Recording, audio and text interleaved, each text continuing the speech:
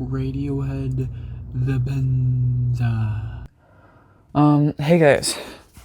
What the fuck is up, you guys? My name is eManDan642 and welcome to a review of Radiohead's The Bends. Okay, so this album is in a weird spot in the Radiohead timeline. It came after Pablo Honey, Radiohead's most generic and stale album, and before not only OK Computer, but all their extremely experimental albums. The Bends isn't as interesting as what Radiohead would be doing later down the line, but compared to Pablo Honey, this album is so much better. So much better. It's much more unique and interesting. It has a fuller and crisper sound, but compared to the later stuff, it is the opposite. Looking at this album on its own, it's amazing. Still looking at it as a Radiohead album, it's amazing. It's definitely one of their most consistent records, with its alt-rock, art rock, and a bit of Britpop. At the time, this album was very important for the band's progression, and still is now, but a little less so. I love this album very much, but it's a little too straightforward. It's very confident, a little too confident.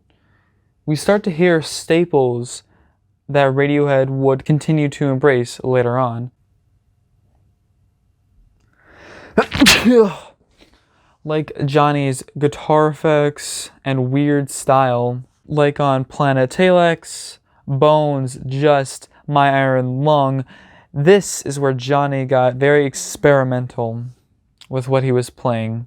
And without him, this album would be significantly less great. And then there's Phil's drumming style, and of course Tom's vocals. Pablo Honey had more of that loud, quiet dynamic that many bands did in the early 90s, namely Nirvana, of course. But the Bends goes for a more expansive, open, arena rock sound. Songs like Fake Plastic Trees, Bulletproof, and Street Spirits have that dark and sad feel that Radiohead is known for. The songs aren't necessarily intertwined with any sort of themes, but they all have a great flow and progression to them.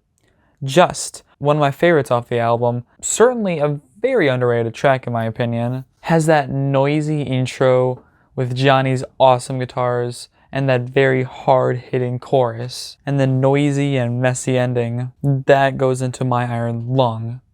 I love the guitar tone that it opens with. The song feels open and expansive and big.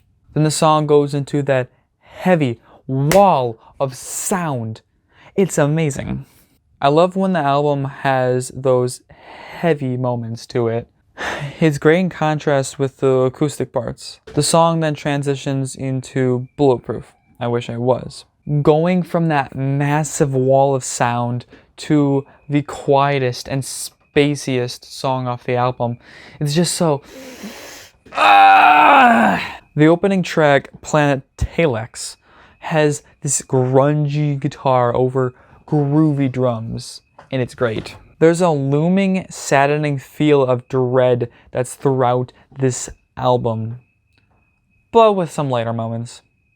Street Spirits Fade Out perfectly encapsulates that dread feeling. It feels so haunting. It leaves you with this empty feeling, but that's not a bad thing.